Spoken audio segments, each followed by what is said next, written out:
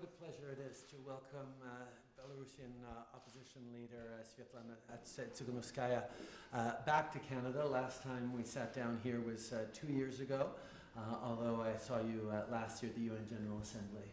And I really have to say how important it is that you continue to remind people of the situation that Belarus is in right now, and that the present occupation by Russia in so many ways of Belarus is not something that many Belarusians continue to want. And you're being that voice, not just for your husband but your community in a meaningful way around the world, is part of the larger fight that we have right now for democracy, obviously in the region where it's challenged just south of you, but also around the world as democratic principles are backsliding, are under attack from misinformation, disinformation, and propaganda.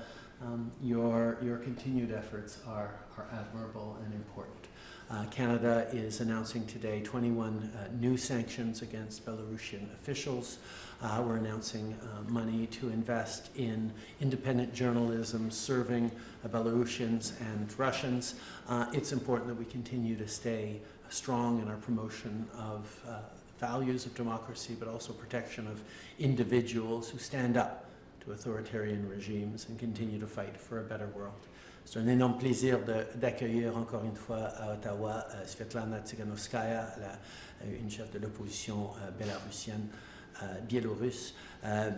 Nous allons continuer d'être là pour lutter contre l'occupation russe d'une façon ou d'une autre de la Biélorussie, et nous allons continuer d'être là pour appuyer le travail de la démocratie. Aujourd'hui, on annonce 21 sanctions additionnelles contre des personnes biélorusses responsables de cette oppression, mais aussi on annonce des fonds pour aider le journalisme qui dessert les Biélorusses et les Russes. So thank you very much for being here. Thank you, Prime Minister, for your words of support and solidarity, and I'm really very glad to be here the second time, and just want to say the words of gratitude on behalf of all Belarusian people for Canada being champions in promoting democracy in the world. Thank you for staying strong and decisive to Ukraine and Belarusian people, because both our countries are fighting on the front line against dictatorship. And thank you for helping us weaken the regime through political isolation, through economic isolation, through thank you for supporting the Belarusian democratic movement, helping media, civil society, Belarusians who live here in Canada.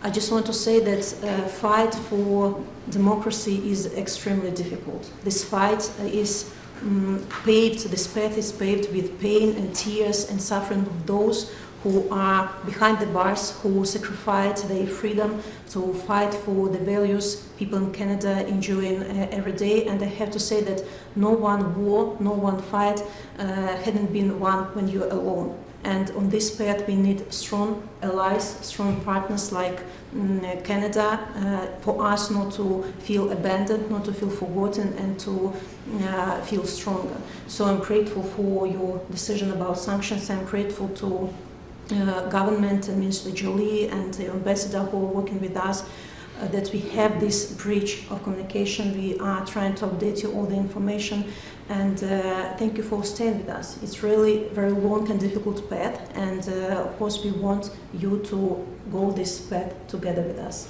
Thank you. Thank you. Merci beaucoup tout le monde. Thank you all.